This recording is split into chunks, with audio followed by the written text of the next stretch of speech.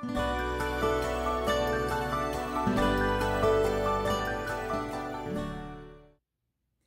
read through the word. Today is September 7th. The writing on the wall. Oh my goodness, I'm so excited about this lesson. I was so happy to get this section because if this is not the nerdy lesson, so excitement. So, I'm trying to control myself and not go for like an hour on this because I'll get in trouble.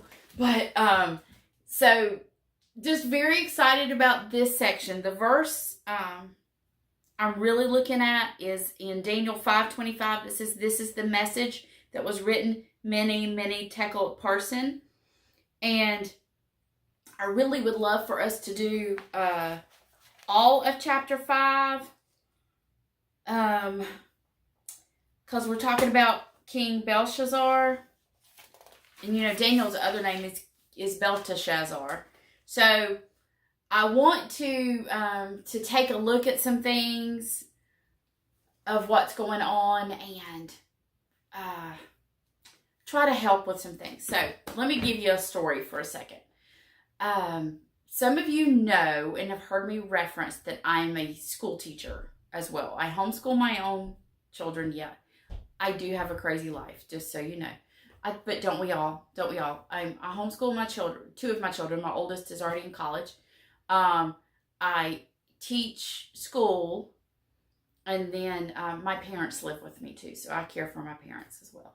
And so I'm pretty busy, and but I'm so glad to be with y'all. But so when I talk, I want to reference my school, so I want to talk about it. Last year I taught high school Bible. This year I'm teaching. We added middle school to our school that I teach at, and I'm teaching middle school Bible. Now, you put me in front of 6th, 7th, and 8th graders. I'm not sure they know what to do with me because I am the crazy, excited Bible teacher, and they're still trying to think about Sunday school Bible stories. They walked into class. We had our first test for the year last week on our first 5 lessons. So it was all the way up, basically the whole book of Genesis is what it was. And so, but, on their level. And so I gave them a talk today. Actually, it was today at school. And said that I wanted them to think about the Bible or jigsaw puzzles. Have you done jigsaw puzzles? I know with the whole shutdown and everything we've done, puzzles were one of the things we did here. And when you start puzzles, how do you know what the puzzle's going to look like? The picture on the front of the box. How do you start a puzzle? In my house, we always open the box. We set the lid up so we know what we're looking at. And then we start digging through and finding all the pieces with the flat side. Because we know that's going to make the edge of our picture. And I said, my role as a teacher for these students is to help them form the edges, because I think they're trying to build a puzzle without the edges. They're trying to build a puzzle without the picture. All they know are individual Bible stories, and they couldn't even put them in order. So I'm teaching them to walk through the Bible motions as well, to teach them how to keep it all in order. But part of and the way I teach here is I teach the same way. Wendy and I are alike, but we're different. And one of the differences is in the way I'm called to teach the Bible, and which is different from Wendy. And I love that we're a lot alike, but we're a lot different. In that I'm helping fit all the pieces together to see that each one of these, like I told my students today, that David and Abraham and Moses and Peter and Paul and Jesus, and that Jesus is the main, but that all of these all are pieces in that big puzzle telling us one story, showing us one thing. And that every single bit of it's about Jesus, even when we don't see it at first. That the more and more we read, just like on the road to Emmaus, when Jesus speaks to them, their hearts burn within them, or when he sits with the disciples and he explains to them how the law and the prophets show him everything. that everything's a piece of the puzzle. And sometimes we try to do the puzzle without the picture. But it's this big piece, and all the little pieces fit in. And this story right here, I think, is one of the key things to show how God works in the world to accomplish his purposes. Like, I had to talk with my students today about the Bible is the spring point, the place for which we jump off into every other subject. We explore, we learn math because we know that the creator of the world is constant. 2 + 2 is 4 because God created it. We can land people on the moon because of the preciseness of God's universe, because he's a God of order and not a God of chaos. The language is given, English language is given to us as people in America to explain the gospel to people, to share people our faith, that we should have a good use of our language for those purposes, that everything we study because of this. And then I said history. History is his story. History is God's story. Whether we realize it or whether the people realize it or not, I guarantee you, Belshazzar did not realize God was telling a story with him in it when this happened. But he was.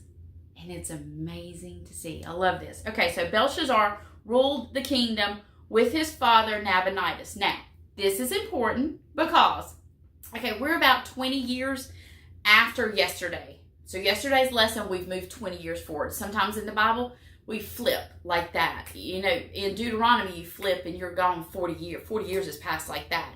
And a lot of times in the Bible, time passes so quickly that we don't realize it. My students the other day, I was telling them that Jacob, when Jacob marries Leah and Rachel, he's 86 years old. That we don't realize how old he is at that time. That time is flying in the Bible and we don't realize it. But time is flying, and you see it. When we look at this and see how much time has passed since Daniel. See, we're only in chapter 5 because Daniel's not in chronological order. So you're going to see things, but that's the beauty of reading it chronologically, because you see that chapters 7 and 8 came before chapter 5. So that's part of us doing chronological, that you see that for yourself. But so why do we need to know that Nabonidus is actually, he's off messing with some trade routes and trying to get all those fixed up? Because remember, so here's what's going on. This is the quick version of the story because I am running. I'm probably going to run a little bit over today. But Belshazzar decides to have a big old feast.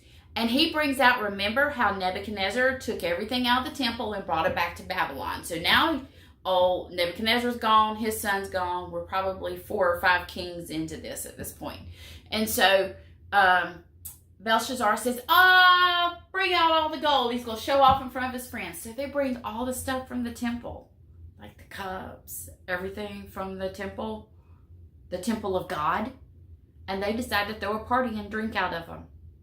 You know this is not going to go well, right? Y'all know this. Okay, so Belshazzar has all that done, and then all of a sudden, this is where we get the cliche, the writing on the wall. The hand shows up and writes on the wall. The hand of God shows up and writes on the wall, and they're like, what does this mean? Now, they know what it says, because it's actually written in Aramaic. Daniel is actually, the book of Daniel is originally written in Hebrew and Aramaic. Aramaic is the language that Jesus speaks in the New Testament. But it's written, and the Babylonians can read it, so they know what it says. They just don't know what it means. So they're like, oh, Daniel, he'll know. So they come and they're like, so at this point, Belshazzar says, if you'll do this, I'll make you the third in line in the kingdom. So that's what it means, is Nabonidus, Belshazzar's dad, who's off gallivanting around the world, he is first in line, then Belshazzar, and then he's promising Daniel third, because that's as far as he can go. I can give you third because I'm second, daddy's number 1, so you can be number 3. If you'll do this, then I'll give you everything. Daniel alone. Daniel's the only one in the kingdom who can interpret this. The doom of Babylon. And here's what we need to see, because Daniel's like, keep your stuff. I don't want it, but I'll tell you what it means anyway. Because here's what we know about Daniel. Daniel's entire life is characterized by doing what's right. He does the next right thing. He always does what is right. And at this point, so this is what's interesting, is we're in Daniel chapter 5. We'd just seen in Daniel chapter 1 when everything starts. But Daniel at this point has been in Babylon for over 60 years. And so Daniel will never get to go back home. At the point that everything's set, everybody's set free, you can go back home. That's a really long walk when you're in your 80s. So Daniel never goes back. But he basically says God's time for judgment comes from all people. You have been weighed. MENE, TEKEL, PARSIN. You've been weighed and you've been found lacking. The kingdom will be removed from your hands this very evening. And so God's judgment comes for all people. And it's time for Babylon. The Medes and the Persians are going to join forces to take over Babylon. So what you're going to meet Darius the Mede. So that's what gets confusing too. Is there is a Darius the Mede, and then you'll have another Darius that shows up. They are not the same person, different people. So usually what I call your nerd notes, if you have a study Bible, they'll explain to you the differences between these people. But because you'll see it, that the name's going to show up later on, like the son of Artaxerxes, which was going to show up later in Nehemiah. So, Darius the Mede and his soldiers are going to enter Babylon that night. And this is one of those things why you really need to understand history and to see these things, because this is a fascinating story. Because Darius comes in that night with his soldiers, and they divert the river running through the city of Babylon. They take the river, and because the river was a natural protection for the city, and they divert the waters. And the army marches in the city on the dry riverbed because they made the water go the other way. And they walk in the city and take it over. And the Persians have taken Babylon in one night. Isn't that amazing? Because there's a guy, Cyrus, that needs to get on the throne. Because Cyrus is God's man. He's not a Christian. He's not a believer. But he's the tool that God's going to use to send his people home. But see the picture? The edges of the puzzle. As we put piece by piece by piece.